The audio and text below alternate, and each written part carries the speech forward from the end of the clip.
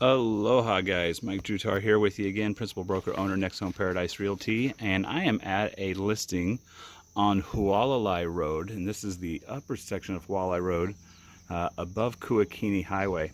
It's kind of old Kona country coffee farm area. You'll notice that it's super lush out here. I'm looking at trees, mangoes, avocados, citrus trees out here, papayas. Hualalai Road's an old road. It's one of the original roads here in Kona. It was actually paved over an old, a lot of things start off as a trail. This was an old donkey trail that brought coffee down to Kailua Bay. And then it became a wider trail, and it became paved and became a road. And so if you're ever on Hualalai Road and you notice how windy it is, that's because originally it was an old donkey trail, believe it or not. So one thing I've talked about recently is the benefit of having an investment property with multiple income streams and how common it can be here in Hawaii, particularly on the Big Island, to have a house that does that, where you'll have a main living area upstairs and another living area downstairs, and that's what we have here, and we've got one that's done really good. So this has a couple of different potential ways of using it as far as I'm concerned. Number one, you can rent out the top and rent out the bottom and more than cover your mortgage if you have one, or if you want to park some money in an inflationary period like right now, good idea to do that with your monthly dividend in the form of rental income. The other way that this works out really good is if you're an owner occupant, you can live up here, rent the downstairs, and have that cover a good part of your mortgage. That's a really good way for someone to get into a home where the prices might be a little bit high. So this has been really updated well. As I'm panning around here in the kitchen living area, you can see there's been a lot of attention to detail. So I'm going to take a few minutes to go through what we have in here. So first of all, I love what they've done here on the cabinets. Nice job. We got soft close with a lacquer finish. It's coming out gray on camera. That's just because of the white under mount light there, but these are white lacquer cabinets. When I get a little bit further away, I think you'll notice it come out a little bit better. We got the white tile backsplash, looks really good. Stainless steel on the vent hood. Stainless steel cooktop and oven. And then these beautiful white quartz or quartzite countertops. Look super sharp. So we've got that modern look that we like. One thing I like, some people are hit or miss on having a shelf instead of a cabinet here. I like it there because to me a cabinet sort of just sticks out like a sore thumb on the other side of that window, but the shelf looks good. I know some people do the shelves all the way across the top, and that might be a little bit much for some folks, but I think they've got the perfect match of that right here. Now down on the lower cabinets, we are actually a gray lacquer. I like what they've done here. We're seeing this a little bit on some of the more trendy places where you're going to have two different sets of cabinets, one on top and one on bottom, with a darker color generally on bottom. Got a good size island here. Again with the white quartzite, we're looking at about a 4-foot by 8-foot island. Now it's solid white. It looks a little bit different, and that's just because of the lighting from these gorgeous pendant lights that they have here. So they got 4 really nice pendant lights here that I like. You might have noticed earlier I panned over to this light in the dining area. Very, very attractive. We've got a very light gray on the walls. It's coming out a little bit darker gray in camera. Looks like we got 3.5, 4-inch baseboard with quarter round on the bottom. And then we have an engineered wood like product that's gray. I think that's coming out pretty true to color down there. Looks really good.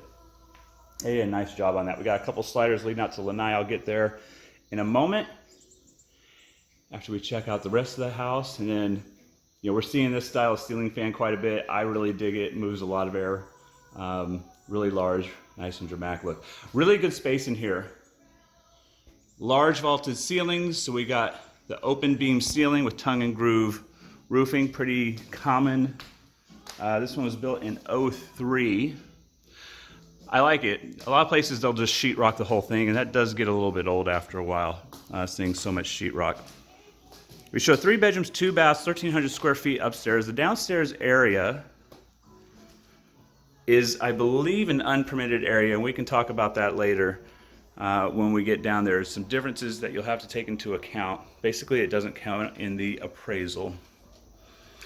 So we got our shared bath out here. Nice job on the granite countertops. I like what they've done here with the black handles, black fixture, and then they carry that over here into the tub and the shower. Looks like we got it might be, looks a little bit longer than 12 by 24. It looks like 12 by 30 inch vertical tiles, and with a little band at the top, and then they brought the tile all the way up to the ceiling. Good job on that. And a dual flush toilet for larger flushes and smaller flushes. It's nice energy conservation or water conservation. Smaller bedroom, I think we're looking at about 11 by 11 in here, but they did fit in 2 twin beds. There I am. Hi, Mom. My mom told me that when she watches these and she sees me in the mirror, she says, "Hello, Michael," so I figure I should say hi back to her. But it's Mike to the rest of you guys. All right, so we got our next bedroom in here. Another good sized kids bedroom. This one's a little bit larger than our previous bedroom. I think we're maybe 11 by 12, just a touch longer. And then we come over here to the main bedroom. Good size in here. I like the bay window there. It actually gives it a lot more space. Helps open it up a little bit. And then his and hers closet in there. They did a nice job on this shower as well. I'm sorry, this bathroom. Single basin vessel on the sink. And then I like the nice, see how that comes out. There we go. Rain style shower. I also like that they have the little half bench there. Now it's not really good to sit on, it's too small for that, but I know ladies like to have somewhere to put their foot up to shave their legs, and that's kind of nice to have that right there too. Nice little touch. It's really good. All right, heading back down. And coming and checking out our lanai. So we got good square footage out here. Number one, it's a covered lanai, so that's really important. You will get some rain up here. There's a reason everything's green and beautiful, and it's because it does rain. Covered lanai is good not only for the rain, but it helps block the sun from coming inside and blasting. You have this west face here, and the sun will get warm for sure, and it'll come inside the house. This helps keep the house a little bit cooler inside. So we're looking at about, I'd say 10 by 18 foot here on the lanai. Pretty good size.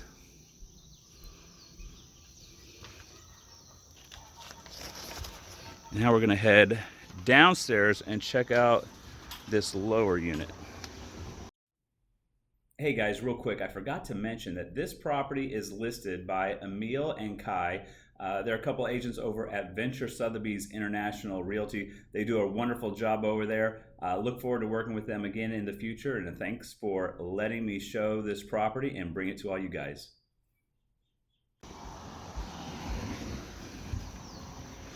So this is the lower section. Let me double check my notes here. So I believe, yeah, this is an unpermitted area. So if you're getting a loan on this property, the appraiser is not going to be able to count this square footage in the home. He's going to appraise it as though this doesn't exist. So that means, you know, some of these different mortgage products like a VA loan or an FHA loan would not work probably because the price isn't going to makes sense. It's not going to appraise based on just what's up there. This is going to end up getting a purchase price based on what's actually here. Good size on this. So this is a great little rental unit. They did a nice job on this. Oh, I like that it's got its own washer dryer here so you don't have to share with what's in the garage. We have a sink, and we have a refrigerator. Now there's a microwave there, a little hot plate and a toaster. Those are all appliances that can be removed. There's not a stove here, which is important. And then we have that same granite that we saw in the bathroom upstairs. We have that down here as well.